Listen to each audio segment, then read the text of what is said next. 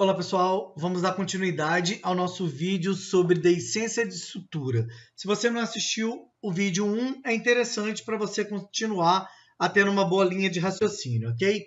Aqui nós vamos falar dos sinais de progressão e cicatrização da incisão prejudicada. O que a gente vai ter como parâmetro clínico para observar aquela sutura? O paciente acabou de sair da sala de cirurgia, está nos primeiros dias. O que a gente tem que observar de tudo isso? É importante a gente ter isso bem claro na nossa mente, ok? Então vamos lá. Primeiramente, nós temos os parâmetros, a relação com o time, né? Eu espero que todos vocês lembrem e já tenham assistido um vídeo que eu fiz sobre o time, que são aqueles parâmetros clínicos da cicatrização, são as 4 áreas clínicas onde nós vamos intervir, ok? Primeiro, cor da incisão, tá? E está relacionado ao T, de tecido. Então, quais são os sinais positivos, normais? Do D1 ao D4 vai estar uma cor vermelha, avermelhada, por causa dessa reação inflamatória normal. Depois do dia 5 ao 14, um rosa mais brilhante, porque eu já estou tendo epitelização.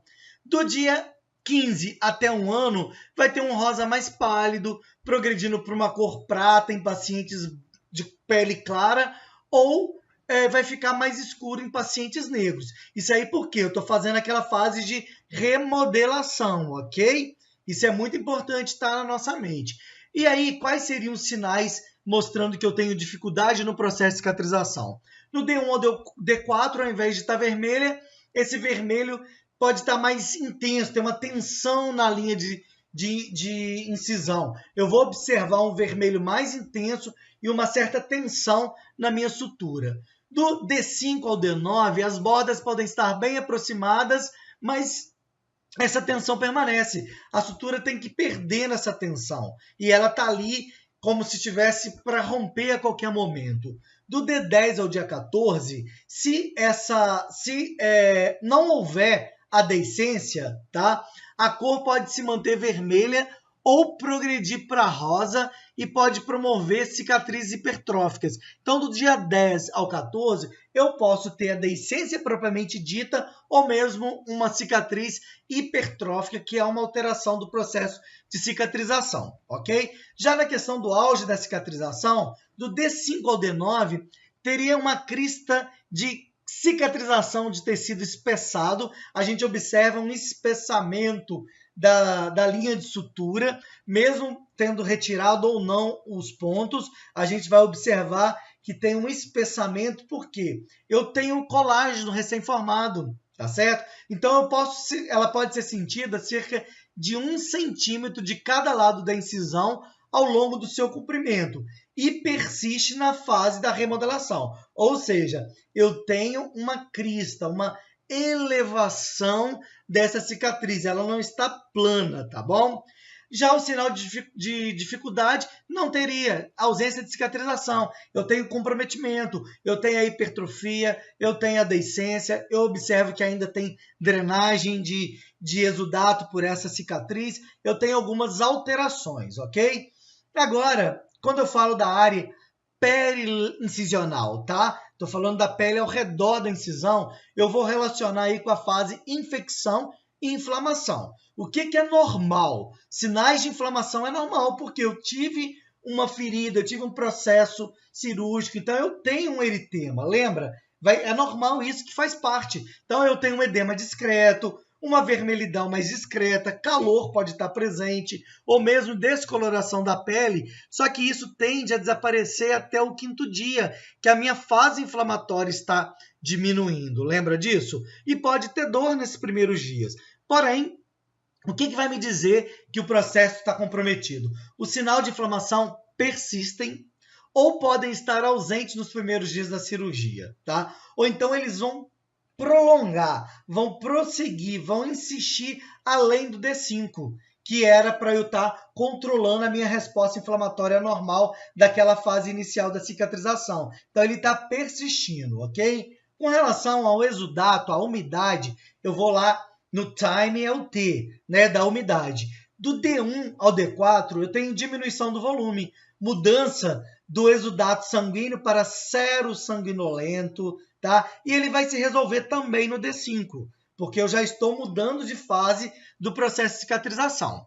Quando eles persistem além desses 4 dias iniciais, 5 dias, eu já tenho um problema. O exudato pode ser sero sanguinolento, seroso ou purulento, porém, além desses 5 dias, que é normal a gente ter essa umidade, ok? Então, a gente tem que pensar sempre nisso. As bordas, né, o edge do time, que são as bordas edge, com 4 dias eu tenho fechamento epitelial. Essa selagem epidêmica geralmente acontece 48 horas, ela já está sendo formada. As bordas vão estar bem aproximadas. Quando eu vou perceber dificuldade? Essa selagem epitelial está parcial. Tem áreas da minha cicatriz que ela não aconteceu, que ela ainda está drenando, tá bom? Ou ela está completamente ausente, formando a deiscência até o dia 14, por exemplo, tá bom? Essa deiscência pode ocorrer a partir do 3º dia, do 10º dia, do 14º dia. O que é importante eu ter um parâmetro que essas bordas devem estar bem justas, bem aproximadas, sem a tensão, tá bom? Porque a tensão, lá no início eu falei, é um parâmetro de alerta para mim. Qual que é o gerenciamento local? O que eu preciso fazer para gerenciar? Então, esse gerenciamento da deiscência dependerá de alguns fatores. Primeiro, severidade da deiscência. Está digitado errado aqui. Profundidade, classificação, que está relacionada com a exposição de vísceras, ossos e etc. Né? Ou seja, quanto mais severa, quanto mais grave, quanto mais profunda vai ser a minha deiscência, obviamente. Presença ou não de infecção, tempo de deiscência, relação do tempo em que foi feita a incisão até o seu surgimento, ok? E presença de comorbidades que aumentam o risco de complicações cirúrgicas com a dificuldade na cicatrização. Esse paciente é diabético, ele está descompensado, então provavelmente eu vou ter um problema com essa ferida operatória. Então, a gente tem que entender que esse documento classifica em grau 1, 2, 3, 4. O que seria o grau 1? Ele envolve apenas a derme. Teve uma deiscência, apenas a derme foi comprometida, não tem exposição do subcutâneo e não há sinal de infecção, ok? Esse é o grau 1. O grau 1A são essas mesmas características, porém, eu tenho sinais clínicos de infecção, tá bom? Então, quando eu tenho sinais clínicos de infecção, eu tenho 1A. Então, geralmente, o método de fechamento dessa deiscência vai ser secundário, eu não vou fazer nada, não vou aproximar bordas novamente. Desvidamento, se for necessário, o autolítico, com hidrogel, alguma outra substância que eu tenha na minha instituição. E vou aplicar uma cobertura apropriada para o nível de exudato e as condições da pele perilesal. Considerar a terapia por pressão negativa se o paciente tiver alto risco de atraso na cicatrização. Paciente que está diabético, complicado, com síndromes metabólicas. Eu sei que essa sutura pode toda abrir, então eu posso pensar numa terapia por pressão negativa. No grau 2, eu já tenho a exposição do subcutâneo, sem sinal clínico de infecção. O grau 2A, eu tenho exposição do subcutâneo e infecção local, tá bom? Tem sinais clínicos de infecção. O método de fechamento também vai ser secundário. Desvidamento também vou fazer se necessário, vou tentar o autolítico. Se não conseguir, eu posso usar outros métodos, inclusive o desvidamento conservador com lâmina, que é o que o enfermeiro faz. Também vou aplicar uma cobertura local para gerenciamento do exudato da umidade, considerando as condições da pele e perilesão, e da mesma forma vou considerar a terapia por pressão negativa se esse paciente estiver em alto risco. No grau 3, eu tenho exposição do tecido subcutâneo e fáscia, sem sinal clínico de infecção. No 3A, esses aspectos mais sinais clínicos de infecção. Qual que vai ser o método de fechamento? Também geralmente secundário, mas pode ser considerado retalho, enxertia ou matriz dérmica, dependendo da complexidade da cirurgia e dessa ferida operatória. O desvidamento também conservador com lâmina, feito pelo enfermeiro, ou cirúrgico, se tiver acometimento de planos mais profundos além da fáscia. O gerenciamento também, a gente vai ter o mesmo raciocínio de usar uma cobertura, porém à base de prata, tá? Em paciente com alto risco de atraso de cicatrização e também pensando no gerenciamento do nível de exudato, de umidade e condições da pele perilesão. Vou também considerar a terapia por pressão negativa se esse paciente tiver alto risco de atraso na cicatrização e aí uma diferença, se essa ferida tiver altamente exudativa. Eu tenho um grande volume de exudato, de umidade, então eu já posso pensar na terapia por pressão negativa que vai fazer a gestão desse leito mais adequadamente. No grau 4, qualquer área de deiscência facial com espaço orgânico, víscera, implante ou osso exposto. Tem planos mais profundos, foi além da fáscia, tem vísceras, tem osso sendo visível e não há sinal clínico de infecção. O 4A são essas mesmas características mais infecção. Então lembra que o A sempre é as características do número mais a infecção. Fechamento aí, obviamente, vai ter que ser retalho, enxerto de pele, matrizes dérmicas ou outros substitutos, desvidamento também conservador com lâmina ou cirúrgico. Obviamente, se a necrose estiver em planos profundos, eu preciso do desvidamento cirúrgico, tá bom? Gerenciamento cirúrgico de vísceras, ossos e implantes e, obviamente, considerar aí já a introdução da terapia por pressão negativa. Portanto, o gerenciamento local exige várias ações. Primeiro, limpeza da ferida, gerenciamento sistêmico da infecção. Esse paciente precisa de antibiótico? Vai entrar com antibiótico ou não? O gerenciamento local a gente vai fazer através das coberturas à base de prata. Lembrando que eu também tenho um vídeo sobre isso, falando do 2 Weeks Challenge, que são aquelas 2 semanas que eu vou usar prata e ver a resposta e reavaliar. Tem um vídeo sobre isso. Então, a prata não deve ser usada indiscriminadamente, mesmo através dessas coberturas interativas que a gente tem. O manejo da umidade local, eu vou fazer através dessas coberturas, ou mesmo associada à terapia por pressão negativa, quando ela é um volume muito alto, tá? Mas com relação às coberturas, elas devem principalmente eliminar espaços mortos.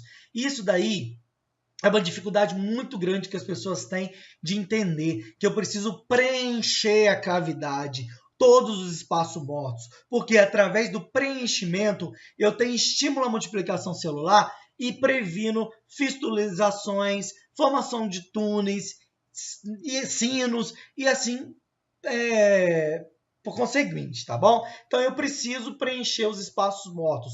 Tem que ser colocado cobertura para preenchimento desse espaço morto. E obviamente nesse caso mais grave, de grau 4 ou grau 4A, eu vou precisar da terapia por pressão negativa, porque ela vai fazer o quê? Ela vai fazer macrodeformação através da contração de feridas e microdeformação através de estímulo à formação de tecidos novos. Então isso é fundamental, tá bom? E o que eu vou fazer para prevenção de deiscência? Vou identificar os pacientes em risco lá no meu pré-operatório, pacientes que têm algum problema de desnutrição, se ele é diabético ou não, como que ele está, se está estabilizado, tudo isso tem que ser considerado. Tentar modificar esses fatores de riscos antes, alguns fatores são modificáveis e outros não.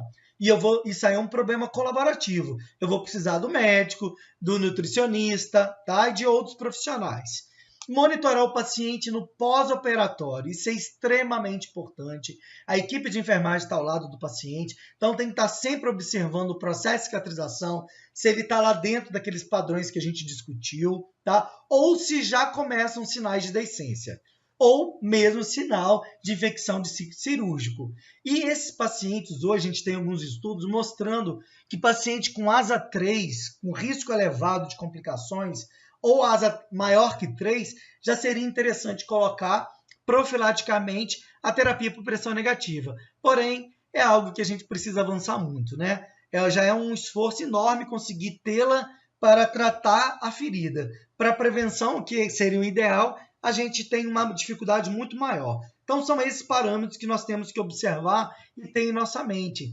Esse assunto foi muito sintetizado por mim, porém, é um assunto importante que a gente deve se apropriar e eu sugiro que vocês tentem localizar esse documento para poder conhecê-lo na totalidade, ok? Obrigado a todos. Se gostarem, por favor, curtam, deem like, compartilhem e me siga lá nas redes sociais, né, no canal do YouTube, se inscrevendo, no Instagram, @bate-papo com estomaterapeuta e na página do Facebook, Bate-Papo com Estomaterapeuta. Eu agradeço a todos e até o nosso próximo encontro. Um grande abraço.